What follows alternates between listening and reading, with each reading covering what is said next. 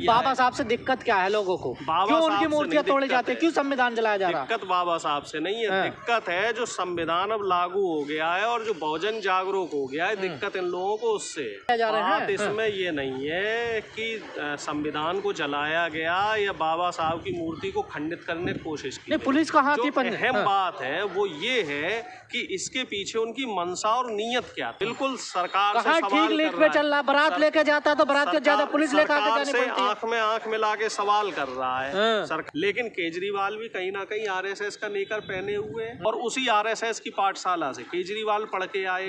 बाबा साहब किसी को पच नहीं रहे हैं। बाबा साहब ने दलितों को, पिछड़ों को, शोषितों को जो मुख्य धारा में लाने का काम किया, जो देश में इस समय अमन और चैन है, वो इन मनवादी प्रवृत्ति के लोगों को हजम नहीं हो रहा है। और उसका उदाहरण आपको अमृतसर में देखने को मिला। अमृतसर में किस तरीके से खास तौर से उसी दिन, जिस दिन हम लोग गणतंत्र दिवस मनाते हैं, उसी दिन इस तरह की हरकत क्यों करी गई, इसके पीछे वजह क्या रही? वजह जाहिर सी बात है, साफ है बिल्कुल कि इनको संविधान में ना तो आस्था है, ना तो ये संविधान मानने वाले लोग हैं। ये सिर्फ बाबा साहब की फोटो लगाकर बाबा साहब के नाम पे वोट लेने वाले लोग हैं। बाबा साहब को सिंबॉलिक दिखाने वाले लोग हैं। असली इनकी जो हकीकत है वो कल पूरी देश ने, पूरी दुनिया ने देखी है कि किस तरीके से बाबा साहब की प्रतिमा को तोड़ने का कोशिश की गई। वो तो हथौड़े बजाए गए उस वो तो चलो ऐसा है जी, मजबूत थी, लोहे की थी, स्टील धातु की थी। अगर मान लीजिए कि वो कहीं सीमेंट की होती या प्लास्टिक की मूर्ति होती तो वो तो खंडित हो जाती। और मैं ये कहता हूँ कि जो व्यक्ति जिसने इस तरह की हिमाकत की है, उसके तार देखने चाहिए कि उसके पीछे मास्टरमाइंड। बीजेपी कह रही है, आम आदमी पार्टी ने करवाया है सब कुछ। देखिए वो आंदोलन कर रही है, बाबा साहब के लिए खड़ी हो रही है, नहीं तो आवाज उठा रही है। देखिए एक बात ये बताई जाए कि जहाँ जहाँ बीजेपी की सत्ता है वहाँ ऐसे काम नहीं हो रहे हैं। बीजेपी पहले आपने आंचल में झांक के देखे, मध्य प्रदेश में मतलब आम आदमी पार्टी कुछ ना करे, उसकी सरकार है वहाँ पर। आम आदमी पार्टी की तो गलती है ही है। मैं पहले जो कह रहा था, केजरीवाल तो खुद कहते हैं मैं बाबा साहब का भक्त हूं। वही तो आपने मेरी बात ही नहीं समझी। मैं क्या कह रहा था कि भाई बाबा साहब का नाम दिखाकर जो वोट लेते हैं, बाबा साहब का फोटो लगाकर जो वोट लेते हैं, कौन वोट ले रहा है बाबा साहब के नाम पर? केजरीवाल ले रहे कि नहीं ले रहे? संविधान के नाम पे वोट अगर किसी ने लिया है पंजाब में और दिल्ली में तो केजरीवाल ने लिया। बाबा साहब से दिक्कत क्या है लोगों को? क्यों उनकी मूर्तियां तोड़ी जाती है? क्यों संविधान जलाया जा रहा है? दिक्कत बाबा साहब से नहीं है, दिक्कत है जो संविधान अब लागू हो गया है और जो बहुजन जागरूक हो गया है, दिक्कत इन लोगों को उससे। आप हमें बताइए कि जब मंडल कमीशन लागू हुआ था तो उसका विरोध करने वाले कौन लोग थे? आरएसएस के लोग, और वो उसमें पिछड़े लोग। और उसी मूवमेंट में केजरीवाल भी शामिल थे। केजरीवाल भी आरक्षण का हमेशा विरोध करते रहे। केजरीवाल के खुद के मंत्रिमंडल में बताइए जो उनके 9 रत्न है, कितने दलित हैं? उन्होंने तो कल भी कहा कि क्रीमी लेयर लागू होना चाहिए, जिसको एक बार आरक्षण मिल जाए उसे दोबारा नहीं मिलना चाहिए। केजरीवाल तो ये कह रहे हैं सब लागू कर दो। लेकिन जो दलित और पिछड़ों के पद खाली हैं सरकारी, उन पदों को मत भरो। प्राइवेट में जो निजी संस्थाएं हैं उनमें आरक्षण की व्यवस्था। तो देशद्रोह का काम हुआ ना अमृतसर में। देखिए संविधान को आग लगाई गई है, वीडियो सामने है। देखो साहब, बड़ी सीढ़ी लाकर चढ़कर उसमें हथौड़े बजाए जा रहे हैं। इसमें ये नहीं है कि संविधान को जलाया गया या बाबा साहब की मूर्ति को खंडित करने की कोशिश की। पुलिस का हाथ ही अहम बात है वो ये है कि इसके पीछे उनकी मंशा और नीयत क्या थी। आप नीयत को समझो। केजरीवाल सीधा सीधा एक संदेश देना चाहते हैं कि दिल्ली का चुनाव है तो जो आरएसएस का वर्कर है, दिल्ली में बीजेपी नहीं जीत रही है तो उनको वोट दे। एक सिंबल दिया गया, वहां से एक संदेश दिया गया है, सीधा सीधा संदेश। और बीजेपी क्या कर रही है? बीजेपी आग में घी का काम कर रही है। और ये दोनों लोगों की मिली भगत में जो असर है, जो खामियाजा है, वो दलितों को और पिछड़ों को भुगतना पड़ रहा है। और बीजेपी तो विरोध कर रही है, वो तो बाबा साहब के साथ खड़ी हो रही है। देखिए बाबा कह रही है यहाँ गलत काम हो रहा है, बाबा साहब की प्रतिमा को खंडित किया जा रहा है। बीजेपी की बाबा साहब में इतनी बड़ी आस्था है तो दलितों के लिए जो इतने अत्याचार हो रहे हैं उन पे क्या कार्रवाई करी है बीजेपी ने? बीजेपी के राज्यों में जहाँ जहाँ बीजेपी की सरकार है, आए दिन दलितों के साथ शोषण हो रहा है, आए दिन दलितों के साथ अत्याचार हो रहा है। अभी कल की घटना देखिए, कल परसों की घटना है, 2 बच्चे योगी बाबा जी के जिले में, गोरखपुर में, उनको नग्न करके मृत पाए गए।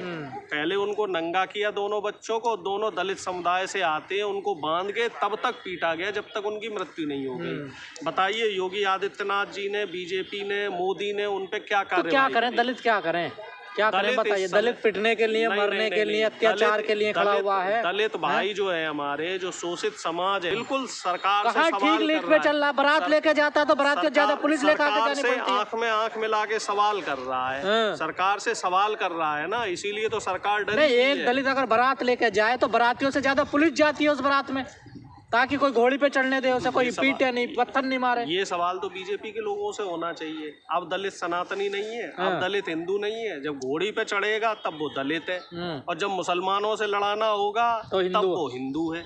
तो इस तरह की दोहरी बातें क्यों? अब कुंभ में डुबकी लगानी है तो दलितों के लिए अलग व्यवस्था नहीं, बाबा साहब तो सभी के हैं, तो फिर उनसे नफरत कौन करता है? बाबा साहब ने तो हर किसी इंसान के लिए काम करा। वही करता है तो उनकी मूर्ति तोड़ के क्या मिलता है? संविधान को नहीं मानता, जो सनातन संविधान लागू करना चाह रहा है, जो मनवाद लागू करना चाह रहा है, वो हर व्यक्ति आरएसएस का, तो पंजाब अमृतसर में भी ऐसी फोर्स पैदा हो गई, सब जगह है इस तरह की फोर्स, देश में सब जगह है।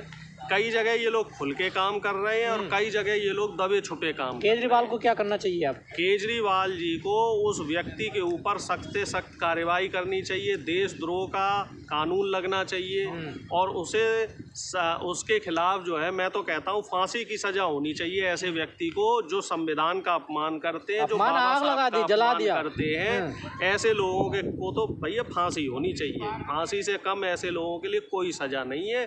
लेकिन केजरीवाल भी कहीं ना कहीं आरएसएस का नेकर पहने हुए हैं, इसीलिए तो दलित तो जितने नेता हैं वो आम आदमी पार्टी छोड़ छोड़ के भाग रहे हैं। इसी तरीके का काम बीजेपी करती है, इसी तरीके का काम केजरीवाल करते हैं। अब ये तो हमारे जो दलित भाई है, जो पिछड़े बहुजन भाई है, उनको समझना पड़ेगा कि ऐसे लोगों को आप वोट क्यों देते हो, क्यों आप थोड़ी सी मुफ्त की सेवाओं के चक्कर में ऐसे लोगों को वोट दे रहे हो। तो क्या देश की जनता दो भागों में बट गई है? अम्बेडकर को मानने वाली और एक अम्बेडकर के विरोधी वाली। बीजेपी यही कर रही है। बीजेपी देश को टुकड़ों में बांटना चाह रही है। पहले सब लोगों की आस्था अम्बेडकर में थी, संविधान में थी।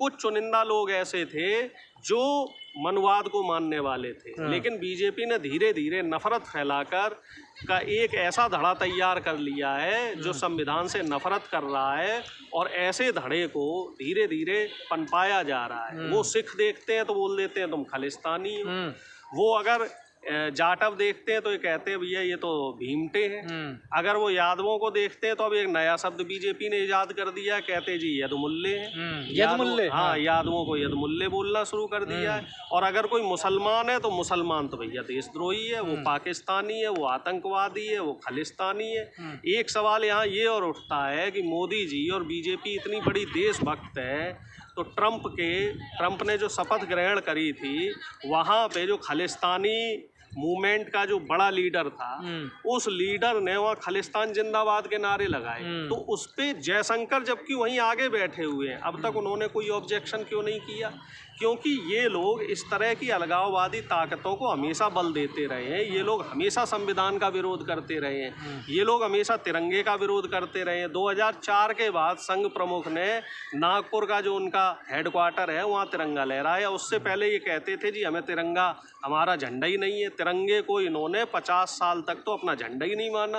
तो इन लोगों की जो खुल के तिरंगे का विरोध करते रहे, खुल के बाबा साहब का विरोध करते रहे, खुल के संविधान का विरोध करते रहे, जब देश में संविधान लागू हुआ था तब आरएसएस के लोगों ने इसे मानने से मना कर दिया।